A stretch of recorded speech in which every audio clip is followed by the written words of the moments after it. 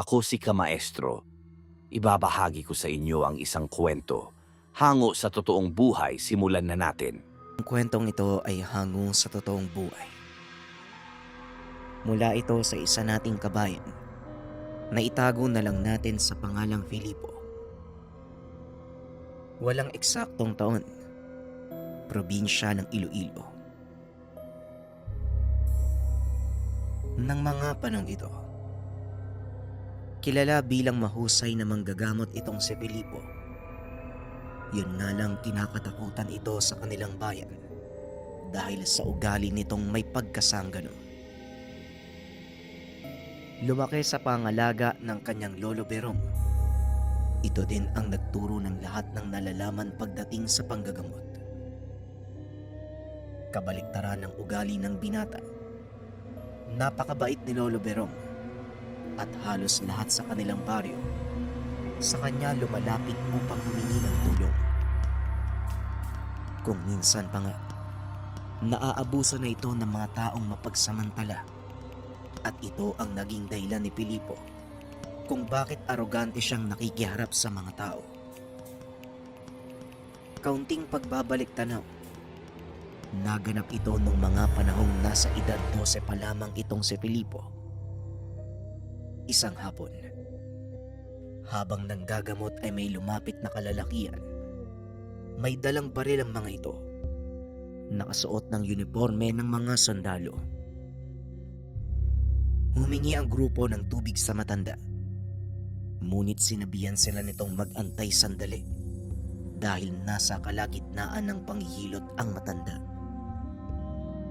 Sakto namang inutusan nito si Filipo na sumalok ng tubig doon sa balon na nasa bandang ibaba ng burol kung saan nakatayo ang kanilang tahanan. Laking gulat ng binata dahil nakita nitong pinagtutulungan ng mga kalalakihan ang kanyang lolo. Binato ni Filipo ang dalang galon sa isa sa mga lalaki dahilan para mawalan ito ng malay. Dali-dali naman siyang inawat ng matanda. Sinalo ang panggugulpe ng mga kalalakihan. Pilit bang nakikiusap ang matanda, ngunit hindi nakikinig ang mga ito. Huminto lang sila sa pagkastigo sa matanda nung marinig nila ang boses ng Kapitan Del Barrio na itago na lang natin sa pangalang Ibong. Anak nag, kayo na naman. Ang kakapal talaga ng apong nyo. Kayo na nga lang tong nanghingi ng tulong. Kayo pa ang may ganang manggulpe. Alam nyo, napupuno na ako sa mga ugali nyo eh. Magsialis kayo sa harapan ko kung ayaw nyong manghiram ng mukha sa kalabaw. Wika ni Ibong. Nang mga panong ito ay kinakatakutan ng lahat ang kapitan dahil sa reputasyon bilang bertugo ng mga rebelde. Sinasabi ding walang tumatalab na sandata sa katawan nito, kaya maging ang mga sundalo ay hindi nangangahas na umarang sa daan ni Ibong. Matapos takutin, kagad nagsipulasan ang mga kalalakihan. Dali-dali naman itong inalalayan ang matanda. Laking gulat niya nang makita si Filipo na yakap-yakap ni Lolo Berong. Lalong nang galaiti sa galit si Ipong. Akmang hahabulin pa sana ang mga lalaki ngunit pinigilan na ito ng matanda. Hayaan mo na sila, Ipong. Ayos lang naman ako eh. Ikaw, Apo, nasaktan ka ba? Eh bakit naman kasi binato mo ng galon yung mga yun eh? Hinayaan mo na lang sana. Wika ni Lolo Berong. Tapos ano po? Papanoorin ko po kayong ginugulpe. Hindi naman po ako makakapayag ng ganun, Lolo. Sila po ang may kailangan, kaya matuto po silang magpakumbaba. Wika ni Filipo. Sa murang edad ay parang may gulang na kung magsalita si Filipo. Kaya gano'n na lang ang paghanga ng mga tao sa pagpapalaki ng matanda sa kanya. Tama nga naman si Filipo, Manong. Hindi naman po kayo dapat nagpapapi.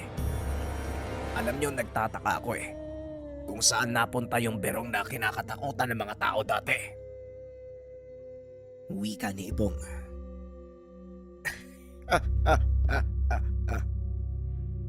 Matagal na panahon na yon, Ipong. Matanda na ako Mahina na ang katawan. Kaya wala na akong ibubuga. Tugon ni Lolo Berong. Kaya nga po nandito ako Kasi alam kong hindi nyo na kaya. Ako po makikipagsuntukan sa mga yun. Antayin lang nilang lumaki ko. Makikita talaga nila. Wika ni Filipo. Tinupad nga nito ang pangako. Edad 14 anyos ang binata nang biglang ipatawag ni Ipong si Lolo Berong dahil nasangkot sa kaguluhan ang apo. Isang binata ang ginulpi nito sa pamilihan. Inutusan ni Lolo Berong ang binatang mamili ng kanilang pangangailangan sa bayan dahil abala ito sa paggawa ng mga pangaplas. Apo, ano ba talaga ang nangyari? Bakit mo naman ginulpi yung taong yon? Tanong ni Lolo Berong kay Filipo na nooy binata na. Kasi Polo, inapi nila yung babaeng nagtitinda ng isda. Nakakaawa naman po kaya ayun, pinaggugulpi ko sila para turuan ng leksyon. Kaso, hindi ko na malayang napalakas pala yung suntok ko Ayun, tulog. Pagpapaliwanag ni Filipo. Napabuntong hininga na lang si Lolo Berong habang nakatingin kay Ipong na nooy napakamot na lang din ang noo. Alam mo, Ipong, mukhang nagkamali ako nung pinaturuan ko sa'yo makipaglaban tong apo ko. Ayan tuloy, pareho pang sumasakit ang ulo natin.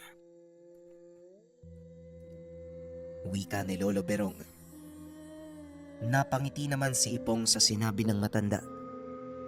Ngunit sa kaloob-looban nito, ipinagmamalaki nila ang binata dahil sa naging prinsipyo. Nang humantong sa hustong gulang, sinimulan ni Lolo Berong ang pagtuturo kay Filipo ng mga dasal. Nagsimula na din itong magsanay sa panggagamot. Hindi nga nagtagal, naging mahusay na ito sa larangan ng lihim na karunungan. Mabilis natuto ang binata sa lahat ng paraang itinuro sa kanya, lalong-lalo na sa Tigalpo. Nagawa nito ang unang pagpatay sa mangkukulam gamit ang dasal sa edad na 20 at pagpasuka ng Yanggao sa edad na 21. Tuluyan na nitong pinalitan si Lolo Berong sa edad na 25. Kinilala ang kahusayan ng binata sa panggagamot. Hindi lang sa kanilang baryo kundi maging sa buong bayan. At dito nagsimula ang kakaibang engkwentro ng binata sa mga elemento sa modernong mundo. Kaunting pagpapaliwanag kay Filipo. Matipuno ang pangangatawan nito. May kalakian at masasabing malahigante ang tangkad sa taas na 7 talampakan. Mahaba ang buhok nito na umaabot hanggang sa kanyang bewang dahil simula pagkabata ay hindi ito pinagupitan ng kanyang lolo. Hindi rin kagandahan kung manamit ang binata dahil paborito nitong suotin ang kanyang t-shirt na tinanggalan ng manggas. Halos lahat ng damit nito ay ganun. Kahit pumupunta ito sa mga matataong lugar, hindi ito nagdadamit ng maayos. Ang dahilan ng binata, hindi niya kailangang baguhin ang sarili batay sa pananaw at panglasa ng iba. May isang pagkakataon pang kamuntikan siyang hindi pasakayin ng bus dahil napagkamalang may diferensya sa pag-iisip. Ito ang kadalasang nagiging dahilan ng pag-init ng kanyang ulo. Si Filipo ang pumupunta sa kanyang mga pasyente At dahil dito, isang kaganapan ang tuluyang nakapagpakilala sa kanya sa karamihan. Ipinatawag ang binata sa isang paaralan dahil napakaraming estudyante ang sabay-sabay na sinasapian. Isa itong sikat na universidad sa kanilang bayan. Kaya naman maraming mga anak ng mayayaman ang nag-aaral doon. Pagpasok pa lang ng gate ng binata, pinagtitinginan na ito ng mga estudyante. Kasama nito ang isa sa mga guro na nagpatawag sa kanya. Dahil hindi na kaya ng mga gwardyang pigilan ang mga estudyanteng sinapian. Maliban sa mga guro, kasama din ni Pilipo ang kanyang kaibigang si Ipong. Malaki ang maitutulong ni Ipong sa laban dahil may kaalaman ito sa dasal na panggapos. Mukhang ikaw ang pinagtitinginan ng mga tao dito, Pilipo. Sikat ka na bata. Wika ni Ipong. Ang sabihin mo, Manong Ipong, pinagtatawanan nila ako eh. Pero bahala sila sa buhay nila. Wala akong pakialam. Tugon ni Pilipo. Ilang sandali pa ay nakarating na sila sa silid kung saan inilagay ang mga sinasapian. Sa bilang ni Pilipo, mahigit 10 kabataan ang naroon sa silid. At bawat isa sa mga ito, pinipigilan ng 4 hanggang 5 katao. Nakapagkarga ka na ba, Pilipo? Eh, simulan na natin nang matapos na tayo dito. Kukunin ko ang kalahati at ikaw naman ang bahala sa iba. Wika ni Ipong. Kaagad nitong nilapitan ang isa sa mga sinasapian. Inutusan ang mga nakahawak dito na bitawan ang dalaga. Nung una ay ayaw sumunod ng mga kabataang nakahawak dito dahil baka magwala at makasakit. Ngunit nang sumigaw si Pilipo, biglang nagsipag-alisan ang mga nakahawak sa pasyente ni Ipong. Akmang tatakbo sana ito palabas nang biglang hawakan ni Ipong ang ulo nito. Tumigil ka kung ayaw mong mamatay sa loob ng katawan ng dalagang yan. Wika ni Ipong. Unti-unting naglakad ang dalaga pabalik sa kinakatayuan. Naupo sa sahig. Hindi ito kumilos habang patuloy na nakatutok ang tingin kay Ipong. Samantalang si Pilipo naman hindi makalapit sa isa pang pasyente dahil hinarangan ito ng ibang estudyante. Manong Ipong, mukhang magkakaproblema sa akin tong mga estudyanteng to ah. Kanina pa ako naiirita eh. Wika ng binata. Kaagad naman siyang sinagot ng isa sa mga estudyante. Bakit? Sino ka ba sa palagay mo? Tignan mo nga yung itsura mo. Mas mukha ka pang basurero kaysa sa manggagamot eh. Napangiti si Pilipo. Tinutukan ng daliri sa noo ang estudyante. Bigla itong nanigas at unti-unting naupo sa sahig. Kung wala kang alam, huwag mong ibubuka yung mabaho mong punganga. Nasa paaralan kayo, pero yung hininga nyo, amoy alak. Ano bang pinagagawa ng mga kabataan ngayon? Wika ni Pilipo. Bigla namang sumingit sa usapan si Ipong. Para sa inyong kaalaman, ang totoong manggagamot dito ay walang iba. Hindi ang taong yan, yung taong mukhang grasa. Siya si Pilipo. Wika ni Ipong. Napailing na lang si Pilipo sa sinabi ng kaibigan. Kaagad nang inasikaso ang kanyang pasyente. Naupo ang binata sa harapan ng estudyante. Nakita ng lahat kung paanong nanlaki ang mga mata dahil sa takot. Lumayo ka sa akin. Wala kang kinalaman dito. Kaya huwag kang makikialam. Pagmamayari ng aming Panginoon ng kabataang ito. Napagutusan lang kami para kolektahin sila. Wika ng nakasapi sa pasyente. Kinilabutan ang lahat ng nasa silid. Nagpulungan. Dahilan para mairita si Filipo. Pwede bang palabasin niyo ang lahat ng walang kinalaman? Ang may iwan lang, mga pasyenteng may sanib. Baka mamaya, pag pinarusahan ko tong isang to, madamay kayong lahat. Wika ni Filipo.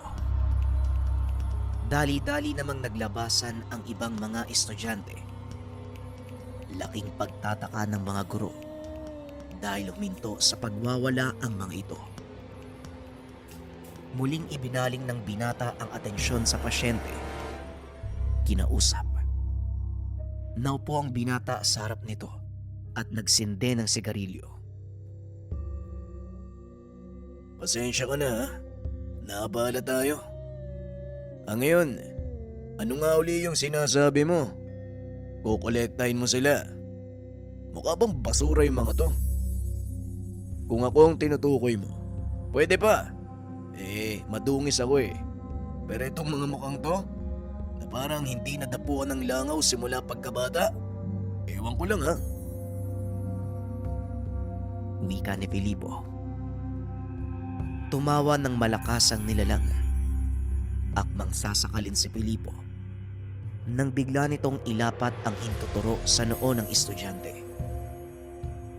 Napasigaw ito habang nanginginig ang katawan na tila ba kinukuryente. Ay nako, masyado kayong mabangis ah. Pero yan ang gusto ko, lumalaban. Sabihin mo sa akin, sino ang Panginoon mo? Tanong ni Filipo. Hindi mo na kailangang malaman. Total, hindi mo rin siya kayang talunin. Tugon ng sanib. Ganon. Titignan natin. Tugon ni Filipo. Kagad nang pinatay ang kung anumang nakasapi sa pasyente. Hindi na ito nag-abalang magtanong kung anong uri ito ng nilalang. Makalipas ang ilang oras, nagawang palayasin ng dalawa ang mga nakasanib. Habang nag-aayos ng mga sarili, dumating naman ang isang pare. Dinasalan ang mga walang malay na pasyente. Napangiti naman si Filipo nang makita ito.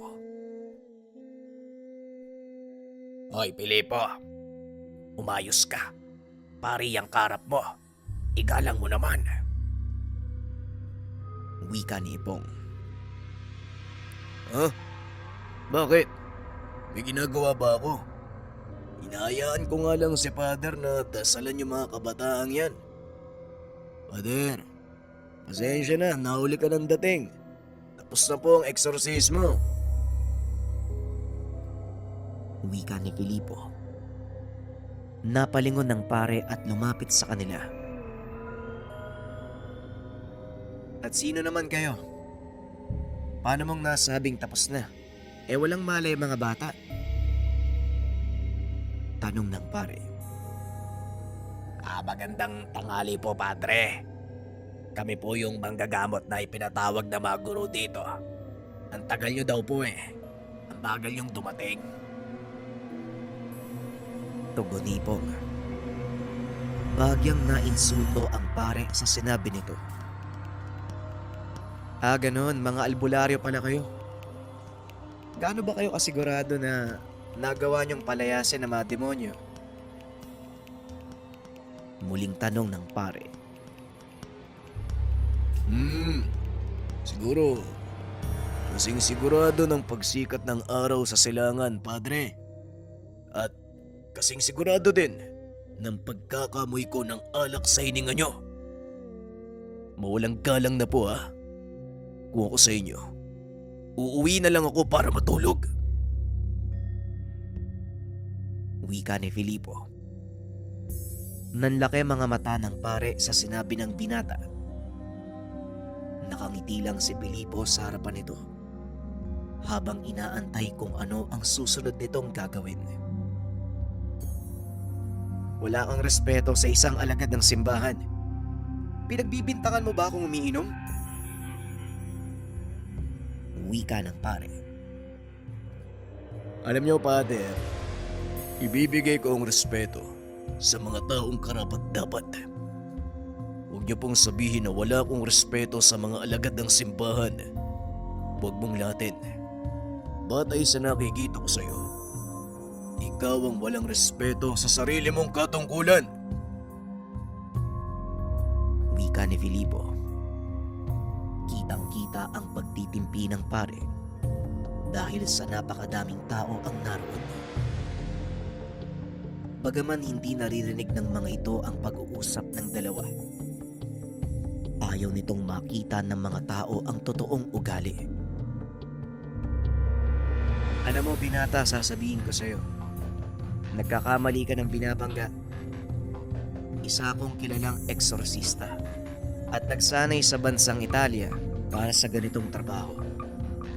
Kaya wala kang karapatang bastusin ako, ha? Isa ka lang hamak na albularyong walang pinag-aralan. Natuto lang kayo ng mga karunungan. Akala nyo kung sino na kayo, ha? Hindi nyo rin maitatago ng mga mabubuti nyong gawa ang katotohanang may sa demonyo ang inyong mga pamamaraan. Wika ng pare. Napangiti na lang si Filipo sa sinabi nito. Magsasalita pa sana nang bigla siyang pigilan ni Ipong. Tama na, Filipo. Wala ka mapapala kung makikipagtalo ka sa isang alagad ng simbahan. Ang mabuti pa, umalis na lang tayo. Wika nito. Ngunit napansin ni Filipo na tila may mali sa mga pasyente.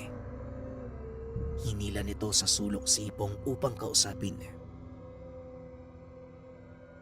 Sabihin mo sa akin, Naiselyo mo ba yung katawan ng mga pasyente?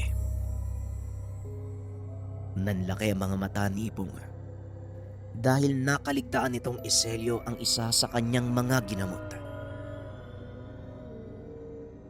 naku po, naloko na. Nakalimutan ko yung isang dalaga. Bigla kasing dumating si Padre Laurencio eh. Tugon ni Ipong.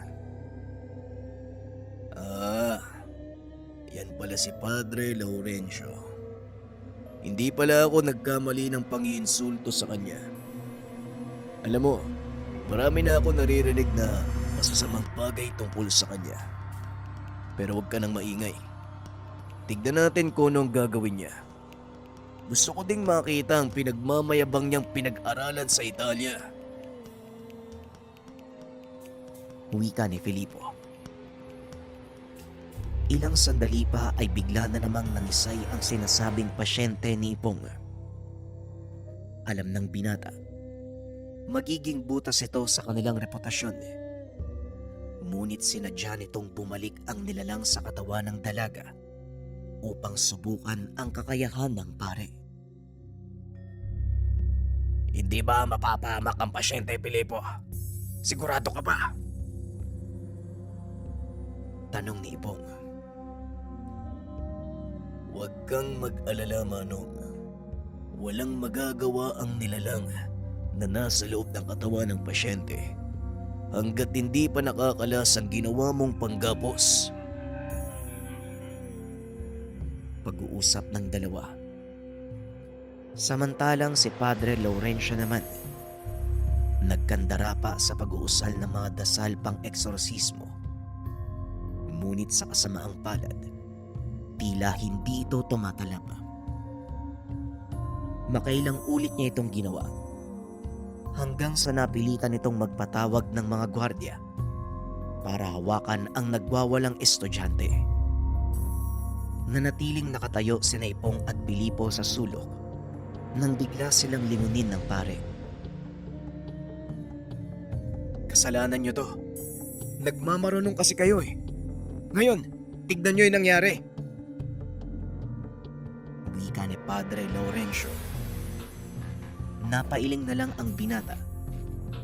Alam nito na mahinang uri ng elemento ang sumapi sa dalaga.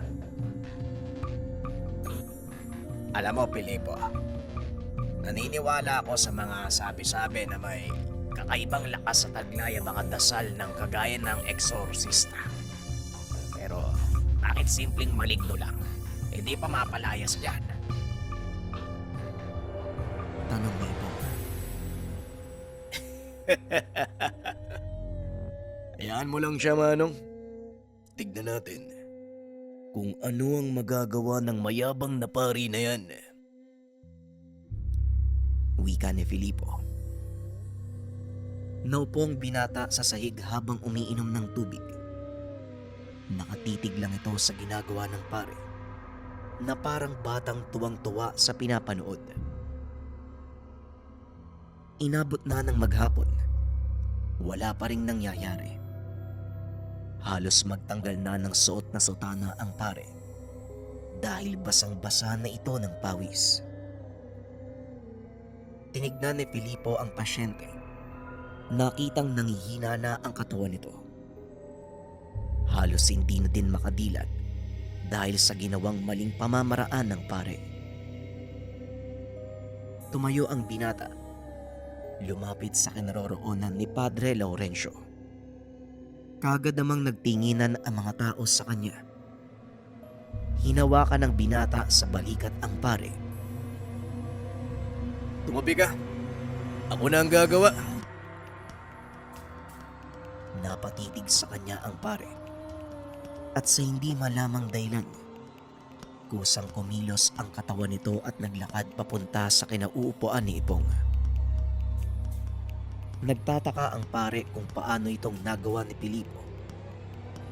Napalingon siya kay Ipong na nooy tatawa-tawa lang. Huwag po ako yung titigan nyo, Padre. Ayun o. Manood kayo sa magagawa ng totoong alagad ng ama. Madungis lang yan, pero mahusay yan. Ibinaling ng pare ang tingin kay Filipo. Nakitang may kung anong sinusulat ang binata sa kanyang palad.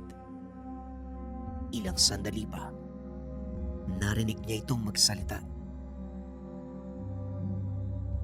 Inuutusan kitang humakbang papunta sa liwanag ng Diyos. Matapos nitong magsalita, kagad inilapat ng binata ang palad sa noo ng pasyente. Napaangat ang katawan nito. Binitawan ng mga humahawak ang dalaga dahil halos 2 talampakan na ang iangat ng katawan nito sa lupa. Dahan-dahang hinila ni Filipo ang kanyang kamay na tila may hinuhugot na kung ano mula sa noo ng dalaga. Matapos ang ilang minuto, bigla itong bumagsak sa sahig. Nagawa namang saluhin ng binata ang ulo nito, pati na rin ang katawan ng dalaga, kaya walang nangyaring masama sa kanya. Hindi makapagsalita si Padre Laurencio sa nakikita. Wala itong kaalam-alam kung ano ang totoong nangyari. Anong nangyari? Paano niyang nasambit ang orasyon ni Arkanghel Gabriel? Tanong ng pare. Simple lang naman, Padre. Sinanay ng isang totoong divino ang batag yan. Ewan ko kung pamilyar sa inyo ang pangalang Padre Constantino. Wika ni Ipong. Napalingon ang pare dahil kilala niya si Padre Constantino. Isa siya sa pinakamagaling sa larangan ng pagpapalayas ng mga demonyo. Sinasabi ding nakapasok na ito sa impyerno ng ilang ulit. Hindi ako naniniwala sa sinasabi mo. Paanong pag-aaksayahan ng isang banal na tao ang kagaya niyang halos hindi makapagpalit ng damit? Tanong ng pare. Yan problema sa'yo, Padre. Mahilig kang mangmata ng kapwa. Hindi mo muna tignan ang totoong pagkatao nito bago mo sila husgahan. Si Filipo, hindi siya kagaya ng inaakala mo. Marahas at walang modo kung magsalita ang batang yan. Oo, mukhang taong grasa, pero ako mismo ang magsasabi sa'yo, Padre. Mas mabuti ang kalooban niya kung ikukumpara sa'yo. Tugon ni Ipong. Hindi nakapagsalita ang pare at kagad itong lumabas ng silid. Ilang sandali pa ay nagawa ng tapusin ni Ipong ang panggagamot. Laking pasasalamat ng mga guro dahil nagawang palayasin ng binata ang mga elementong sumapi sa mga kabataan. Kayo namang mga walang magawa sa buhay. Kung hindi nyo alam ang ginagawa nyo, manahimik na lang kayo. Sigaw ni Filipo sa mga kabataan. Nalaman ng binatang nagsasagawa ng ritual ang mga ito upang tumawag ng engkanto. Nagtagumpay ang mga kabataan, ngunit sa kasamaang palad ang natawag nila ay mga dalunganon, uri ng mga engkantong nang bibihag ng mga kaluluwa upang gawing alipin sa kanilang kaharian. Matapos pangaralan ang mga kabataan, kagad na din silang umalis ni Ipong. Gabi na nang makarating sa tahanan ang binata. Nakaupo sa sala si Lolo Berong habang naglalagay ng langis sa mga maliliit na sisidlan. Kumusta naman ang gamutan? Balita ko, kasama mo daw si Ipong kanina. Ay ano naman ang nangyari doon? Tanong ni Mang Berong. Maayos naman po, Lo, pero nasira yung araw ko dahil sa pari na yun eh. Tugon ni Filipo. Sinong pare? At bakit naman nasira ang araw mo, Apo? Muling tanong ng matanda. Sino ba yun? Padre Laurencio ba yun? Basta napakayabang. Wala naman palang ibubuga. Wika ni Filipo. Napangiti si Lolo Berong. Ay, nako, yun naman pala eh. Hayaan mo na yon. Masyadong mataas ang tingin sa sarili ng paring yon. Marami din ang ayaw sa ugali niya.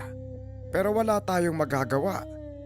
Dahil siya ang kura paroko ng bayan natin. Tugon ni Lolo Berong. Patuloy itong nagkwento. Ngunit lingid sa kaalaman nito na nakatulog pala sa upuan ng binata. Kinabukasan maagang nagpunta si Ipong. O Manong, ang aga mo naman ata. Anong meron? Tanong ni Filipo. Mabuti naman at gising ka na. May naligaw kasi sa bahay kanina. Nangingi ng tulong. Pinuntahan kaagad kita kasi sigurado kung magiging interesado ka. Tugon ni Ipong. Napahinto sa paghigop ng kape ang binata at hinarap si Ipong. Ano? Ano pong ibig yung sabihin, Manong?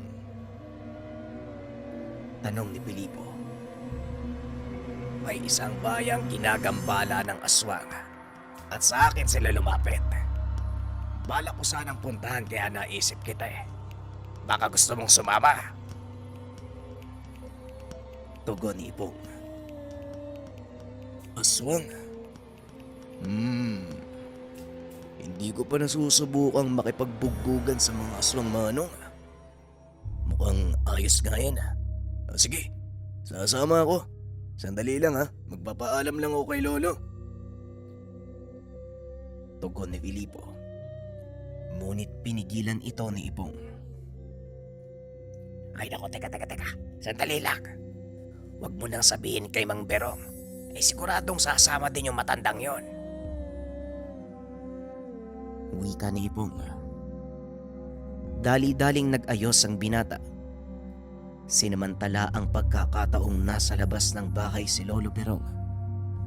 Mabilis na pumuslit mula sa daan sa likod. Teka Manong ha, paano mo nasisiguro na aswang nga yung nananalakay sa kabilang baryo? Eh mamaya, asong gutom lang yan eh. Tanong ng binata habang naglalakad ang dalawa papunta sa tahanan ni Ipong sa gawing dulo ng baryo. Antayin mo munang makarating tayo sa bahay at ikaw na mismo ang magpatunay. Tugon ni Ipong. Pagkarating sa tahanan, nakita ng binata ang dalawang lalaki. Nakaupo ang mga ito sa atangan ng bahay. Nanlaki ang mga mata ni Filipo nang mapansing balot ng benda ang binti ng isa. At yung isa naman, wala ng braso. Anong nangyari sa kanila, Manong? Tanong ni Filipo. Halika, doon tayo sa loob ng bahay.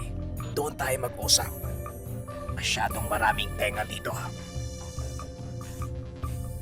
Tugon ni Ipong. Pagpasok sa loob ng tahanan, kagad nagsimulang magkwento ang mga kalalakian. Ayon sa mga ito, narinig nilang umatungal ang mga alagang baka kaya pinuntahan nila. Laking gulat ng mga kalalakian nang makita ang isa sa mga bakang wala ng buhay. Nanlaki ang mga mata nila nang masipat ang isang lalaking biglang tumayo. Hawak-hawak nito ang atay ng hayop. Umaangil habang nakatitig sa kanila. Hindi na nagawang tumakbo ng mga ito dahil sa takot. Kaya mabilis silang sinugod ng nilalang at tinamba. May dalang itak ang isa sa mga kalalakian.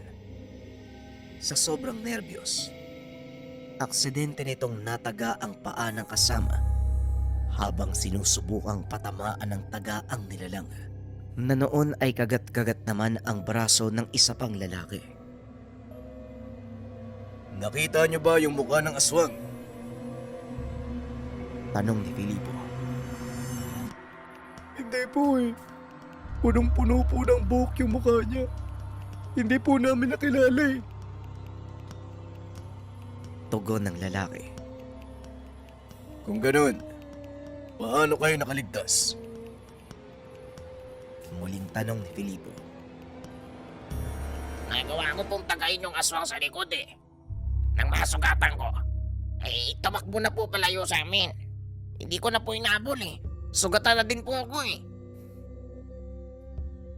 Wika ng isa pa sa mga kalalakian.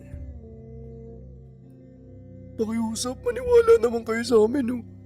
Hindi naman kami gumagawa ng kwento eh. Totoong aswang sa malakay sa amin eh.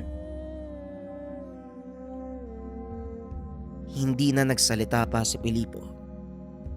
Napatingin lang ito kay Ipong, na noon ay hindi rin masabi kung maniniwala siya sa dalawa o hindi. Dahil kung pakikinggang mabuti ang kwento ng dalawa, parang lumalabas, sila mismo ang nag-away-away at nagtagaan. Hindi kaya nagtagaan kayong dalawa at ginamit nyo lang na dahilan ng aswang? Magsabi kayo ng totoo. Dahil sa oras na matuklasan ko kung ano ang totoong naganap, hindi lang yan ang aabutin nyo. Wika ni Filipo. Nagsasabi po kami ng totoo tungkol sa nilalang na pamatay sa baka. Pati na rin po sa sumalakay sa amin. Pero ang ipinagtataka ko po, bakit po yung kasama ko yung tinamaan ng itak? Eh yung aswang po yung tinataga ko eh. Wika ng lalaki. Ay nako, malaking palaisipan nga to ah. Hindi ko din lubos maisip kung bakit mo tatagay ng kasama mo eh. Wika ni Ipong. Sandali lang Manong Ipong. May kakayahan ba ang mga aswang na gumamit ng hipnotismo? Tanong ni Filipo. Oo, iyo. Ang tawag sa katangiang iyon, udom. Makakaramdam ka ng pamamanhid sa buong katawan hanggang sa hindi ka na makakilos.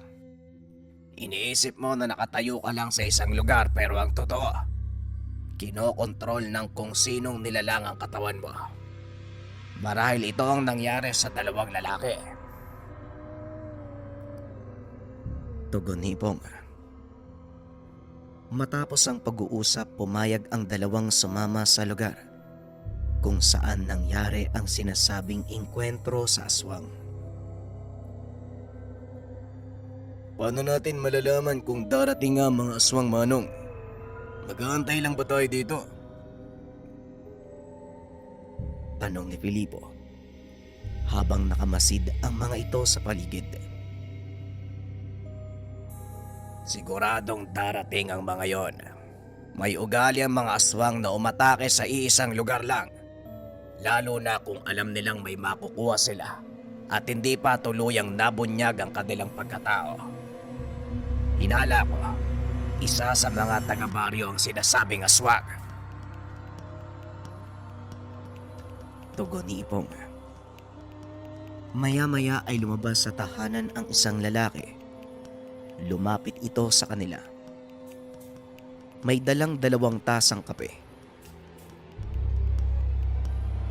Magkape po muna kayo para mainitan ang masikmura nyo. Sigurado ding mapupuyat kayo sa pag-abang. Wika ng lalaki. Ngunit nang lumingon si Filipo sa kanya, biglang nagbago ang reaksyon ng mukha nito. Maraming salamat ha. Ano nga palang pangalan mo? Tanong ni Filipo. Idong po. Sige, mauna na ako ha. Marami pa po akong gagawin eh. Pagpapakilala ni Idong, dali-dali itong lumayo. Agad napansin ni Filipo ang kakaibang kilos ni Idong. Bakit? Parang natulala ka iyo. Anong meron? Tanong ni Ipong. Siguro wala naman, Manong. Baka pinaglalaruan lang ako ng mga mata ko.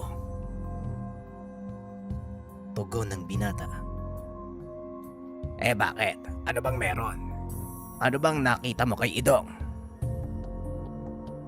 Napapansin ko kasi na parang tagusan ng katawan niya eh. Hindi ako sigurado pero para siyang usok.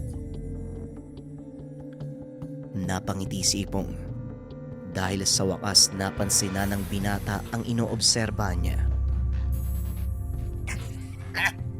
Ay nako. Alam mo, sa totoo lang, kanina ko pa napapansin yan eh. Hindi ko lang sinasabi sa'yo. Dahil gusto kong ikaw mismo ang makatuklas. Alam mo bang yan ang nakikita ng mga taong may kakayahang kagaya mo? Sa tuwing makakarap nila ang isang aswang. Tugon ni Ipong. Kung ganon, ano pa ang hinihintay natin? Bakit hindi pa natin siya patayin ngayon? Tanong ni Filipo. Akmang iinumin na nito ang kape nang biglang tinabig ni Ipong. Hindi mo dapat inumin yan. Paniguradong may lasong inilagay ang aswang na yun sa kape.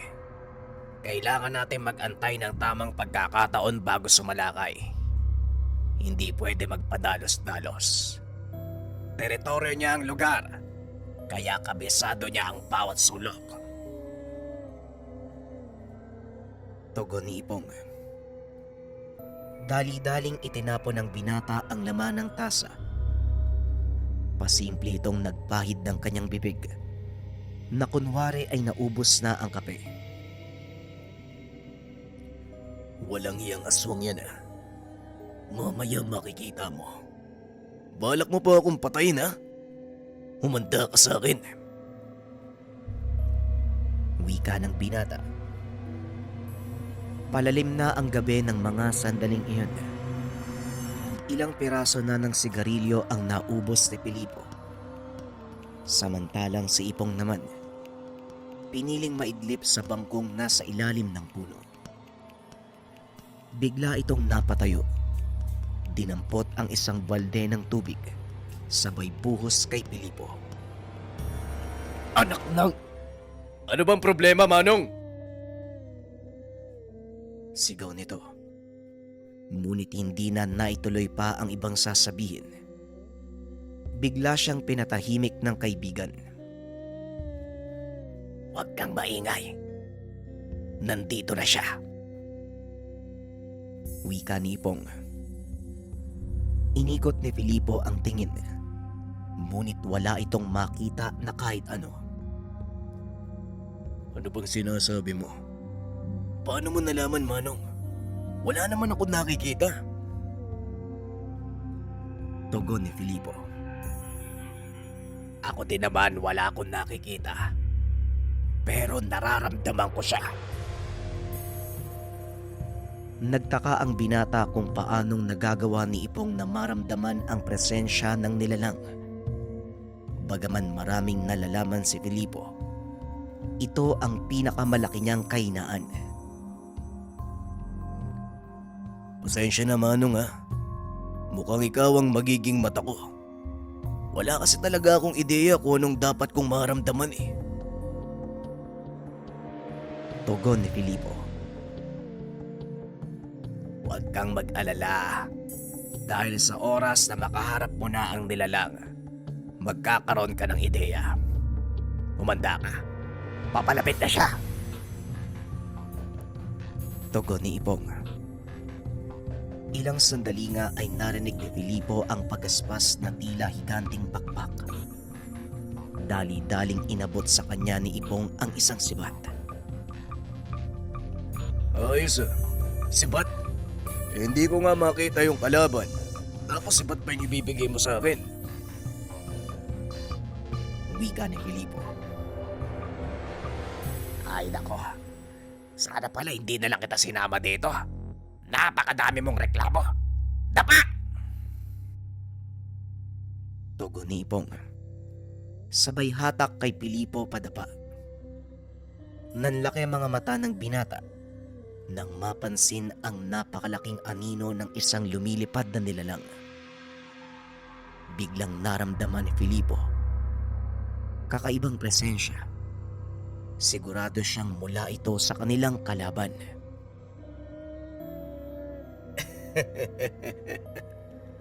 Mukhang may laban na tayo, Manong. Nararamdaman ko na ang aura niya. Wika ni Filipo sabay tayo. Kagad nitong sinundan ang nilalang. Humanap ng mataas na lugar ang binata upang makita nito ang pag-atake ng kalaban. Nag-usal ng sabulag para hindi siya maramdaman. Ilang sandali pa, muling lumantad ang nilalang. Walang pagdadalawang isip niya itong binato ng sibat, dahilan para mapunit ang pakpak nito at tuluyang bumulusok at sumadsad sa lupa. Dali-daling bumaba ng puno ang binata. Hindi alintana ang masukal na daanan.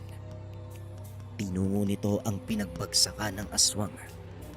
At sa pagkakataong iyon, nakita ng binatang nag-aabang ang nilalang. Huminto ang binata.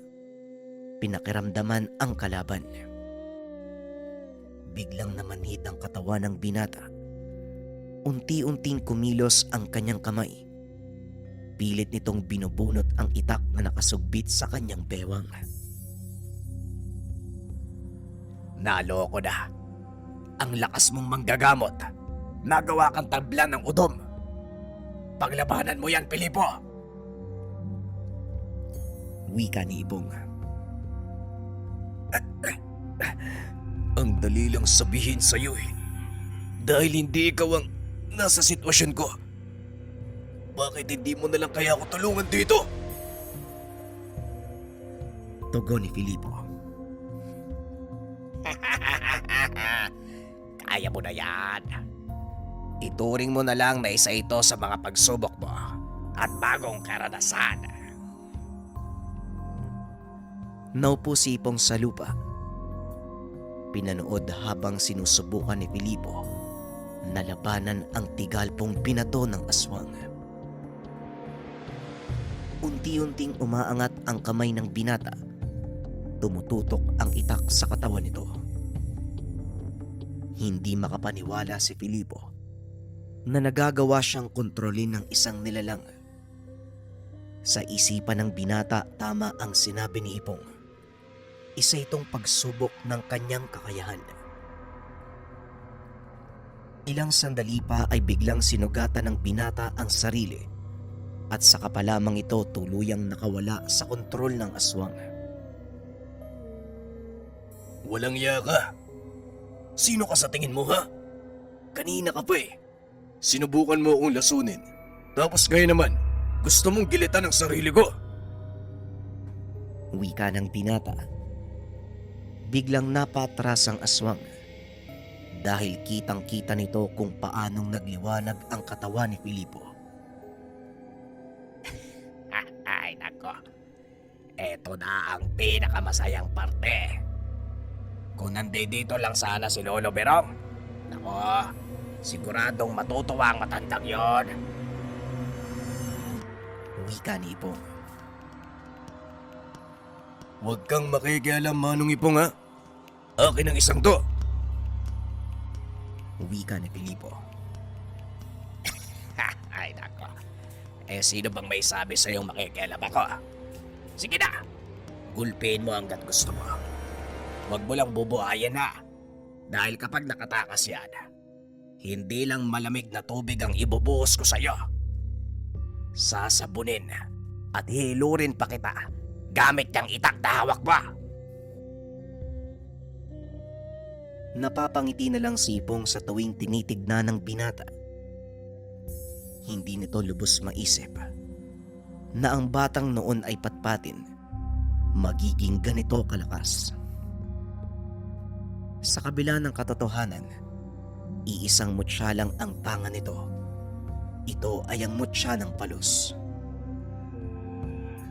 Biglang naputol ang pagbabalik tanaw ni Ipong nang biglang nawala si Filipo na parang pula. Kasabay ng paglitaw nito ay ang pagtilapon ng kalaban dahil isang malakas sa suntok ang binitawan ng binata. Napatayo si Ipong lalo na nang makitang sunod-sunod na pinagsisipa ng binata ang aswang sa sikmura habang nakahandusay ito sa lupa.